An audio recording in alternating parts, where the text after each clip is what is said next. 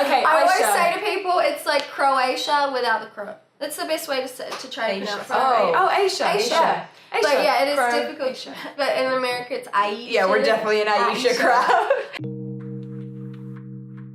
Hi guys, I'm Aisha Jade, and I'm sitting with these two legends, but I am a model, actress, and designer of Boy By Her, the label. You on Big Brother, and I was also on Big Brother, which is a real rarity. I watched English Big Brother. I had never watched Australian Big Brother before I went on. How many years ago? Oh my god, I think 3 years ago. Okay. Time's flown since. I was living in England with my ex-boyfriend, and he played rugby league, and I was 19. I was being a wag. I was helping him achieve his, and I forgot to achieve mine. So in that meantime, though, it was fine because I was watching Big Brother. You guys are crazy on English Big Brother. Like, it's such a great test to your personality. But I wanted to go on and show that you could be kind, and if you are quiet, you're quiet, and that's fine. You don't have to prove. You don't have to prove over anything. Yeah. Or like you could just go on and be a nice person and still make it quite far in those shows. Yeah, you that's a represent a good girl. reason. I felt out of my depth. Really? Did You would not- go back and do it differently? Yeah, because I felt really pressured by the producers and really obliged to like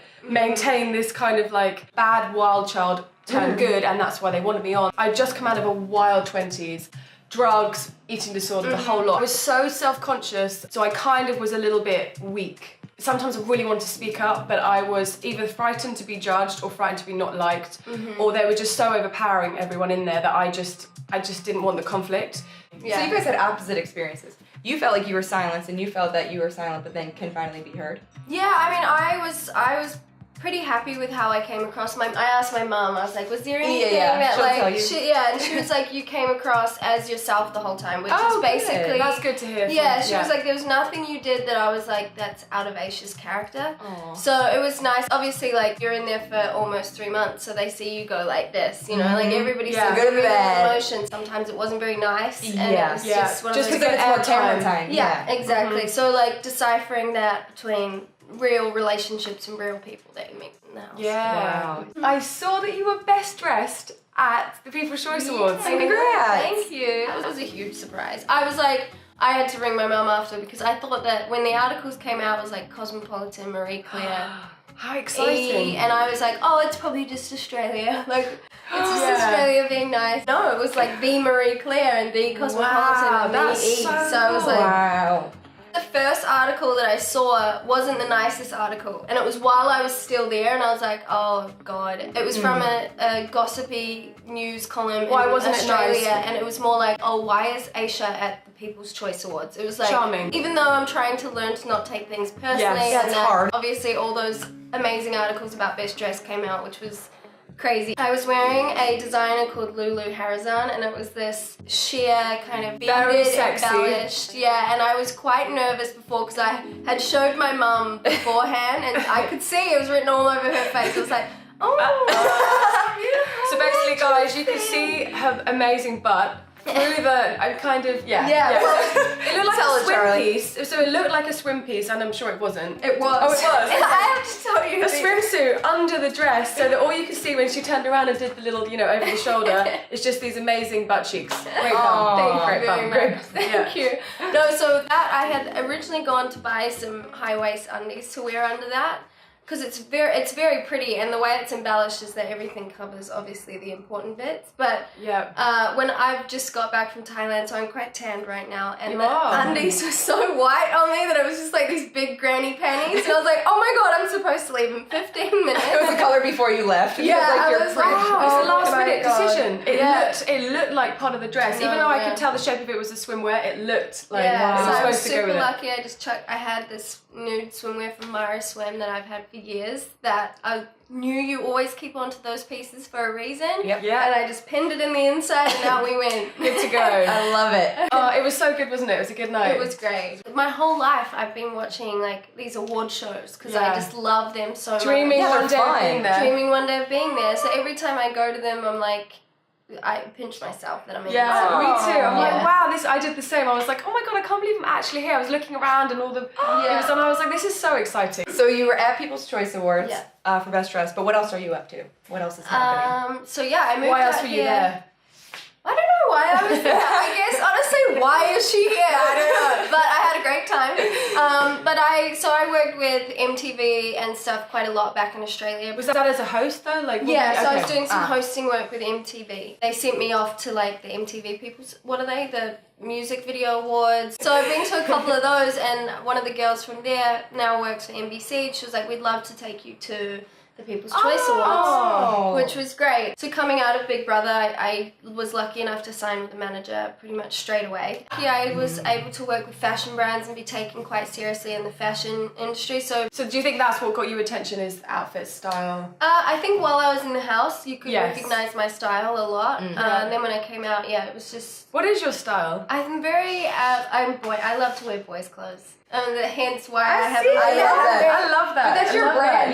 Like, talk about your fashion brand, because I was looking at it the other day, and I was feeling the same thing, because you combine masculine and feminine, and I love that. I love a little bit of both. So talk about that a little bit and how that came to be. So I originally had launched... So my Instagram had grown, and I was like, I want to say more about what I'm wearing and about why I wear what I wear. So I started a blog called Boy by Her.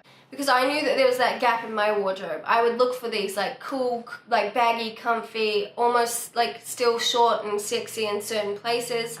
And I couldn't find it. So I was like, all right, I'm going to start making my own. And I wanted to make it in very pastel feminine colors and masculine shapes and sizes. Nice. So it's just the beginning, but it's exciting. Got to start somewhere, girl. Yeah. What is the hardest thing that you go through or going through at the moment? Like the negative side, the struggle? Honestly, probably the hardest thing that I'm going through at the moment is I'm very like hard on myself, you know, like I'll always be like, I could be doing more. And it's here in LA, it's very, if you're not hustling, you feel that someone else is like breathing down the back of your neck doing the same thing. So it's just your own brain. Or beating you to the punch and they're taking your job. Yeah. So it's like that thing of just like you constantly on the go. And it's like, and you kind of like, you're your own worst enemy, or I'm my own worst enemy in that case, because I will just keep doing more and feeling like I'm still not doing enough. It's like this, like it's like never this enough. Always, Never. Charlie calls it the moving target. Every time you get somewhere, it's like, but now the next one. Yeah, like when I get this, I'll be really satisfied with that. Exactly. And you get, I want more. I need to do better. I can do better. I want to have this, and this. So I feel like it's kind of trying to find that balance between working hard and hustling, but also on a daily basis doing things that actually make me really, really happy and I love, because I know that when I do that, everything just magically kind of falls into place. Like if you're feeding your soul. Exactly. If I'm allowing myself to go on these hikes and do my workouts and dive in the ocean and like eat good food, then I know that like, and go shopping if I want to go shopping and buy new bits of clothes, like when you are in a state of like flow and things are going well, more things come to you. So if you're in the opposite of flow, if you're like trying really hard, everything has to be controlled and planned, you're trying to make the next move, how does that hurt the struggle? I found for me, especially, I've learned a lot over the past year and a half. I moved here in such a rush as well. Like it literally happened in the course of 3 months that it was like coming to LA for my first time to then like, okay, I live here now. And then I launched, and owning it. And then I launched my label literally the month after. So it was a lot of amazing, magical things going on in my life that I was so grateful for, but I became fixated on like, oh, the brand needs to be blowing up right now, whereas I forgot in the back of my head that why I launched Boy by Her in the first place was to give my friends and family work if they wanted it, like to like so that we could all like, because I have so many like friends and family of mine that are so creative and so talented. Like 5-year-old Aisha growing up in New Zealand would have dreamed to be living in LA, acting and designing and doing all these amazing things. By some stroke of goddamn luck, I don't know how I'm here, but I just followed the journey of my life. I didn't go to university. I moved to Australia when I was 18 because I was like, I don't know what I want to do. I don't know who I want to be. So I'm just going to go overseas and see what happens. And in that, obviously, I've lived in now Australia, England, back in Australia, and now LA. So just by being open to opportunities and open to see what can happen. Taking you where you want to go. and I have literally ended up where I would have dreamed to be. Oh, that's really cool. Oh my gosh, I'm so... Jess is so sensitive. We really are. I'm trying not to tear up. I was like... We cry literally anything. Really Anything. wrong just now. So for anyone that's like getting obsessed or worried about the end goal or getting it stressed done or out. stressed out and then no longer enjoying what they do just because the stress of it's taking over, what kind of like tips did you have to get out of that? So what I actually did, because obviously with owning your own label and dealing with manufacturers, there are so many things that can go wrong. So many things that can go wrong, and it got to the point where I was spending like 10 hours a day sitting in front of my laptop. Most of them were in tears. And I was like, something is not happening right here. So I took a step back. I was like, I'm pushing and pushing in the wrong direction because something's not allowing this to flow. So I took a step back and I did things that I loved doing. I focused on like learning more about meditation. I went to the beach more often. I literally enjoyed I started doing what made me happy. And I understand that, I can comprehend that, but I just doesn't... Intellectually, I get it, but emotionally, I'm like, that's not true. Hell no. You know, you really could if you worked harder, if you didn't sleep in so long. Yeah, you could do this. or if you weren't watching that TV series last night, you could have been on your laptop. Interesting. Or if you went out tonight, what if you met the person that was going to help? Like, it was just... Totally. But if you want to be on the couch with your trackies on, eating popcorn, that's what you should be doing with your Friday night. If you want to be out, if you want to be out partying, that's what you should be doing. You should be doing what sets your soul on fire, and then everything else kind of feels to moment. Moment to moment, and it's that taking it moment to moment is a constant. That is work, but that is like it's the type of work that you should be doing. It's better to be focusing on living in the moment than worrying about living in the next future. year. Totally. So because even if you planned everything, and this is what I'm finally learning, even if you plan everything and you get all excited and you're going to manifest this, you're going to do that, it never appears in the way that you want it to anyway. The timeline's completely warped. Like, it might come 8 years later. It's not going to look the way you thought anyway. And things change, and you can have a complete shift in direction, or something, trauma can happen and then just blows everything, you know what I mean? So living in the moment is so powerful, but one of the hardest things to achieve. Oh my god! That to get out of this brain. It sounds so easy. It's not easy, but it's more enjoyable. You know, it's a more enjoyable way to live life. Like, I'm just gonna do things today that make me happy. Obviously, there's responsibilities, right? And that's not fairyland, but I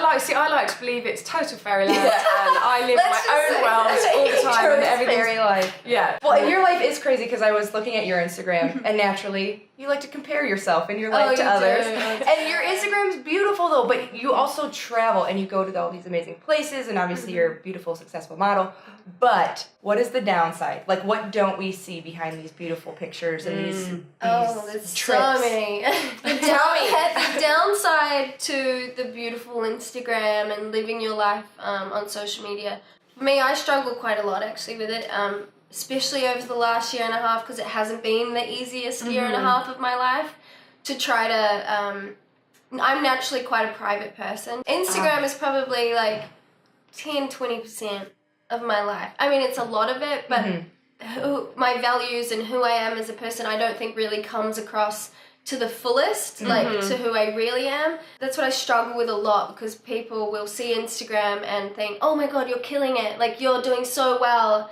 But in reality, you're like, oh, actually, you know what? It has been a tough year. It's been a tough year. Yeah, and no one would ever, looking at your Instagram, ever pick up on that. Which is always reassuring for people like myself and all of you guys that compare yourself endlessly to everyone's fantastic life. And I'm still bad. I still compare to others as well. Do you? Yeah. I mean, I've learned now to not, because I'm obviously... It's not healthy. It's not healthy, and I learned in acting class, and I carry it over to so many other things, but like there's nobody newer than you.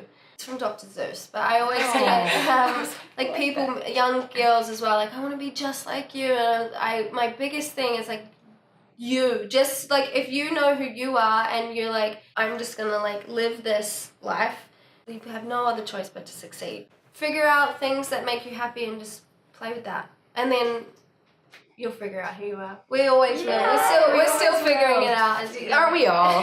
We're all. It's never ending. But that's never exciting. ending. We're always changing too, you know? Like, always changing. Constantly. Yay! Thank you so much. No, It was thank so you. good having you on. Oh, yeah, thank you for sharing and being Yay. open, and it was lovely You're talking to you. Yeah. All right, guys, that is it for this interview with Aisha Jade. Be sure to follow her on all of her social media. We will be here next week. Be sure to like, share, and subscribe. And we love you.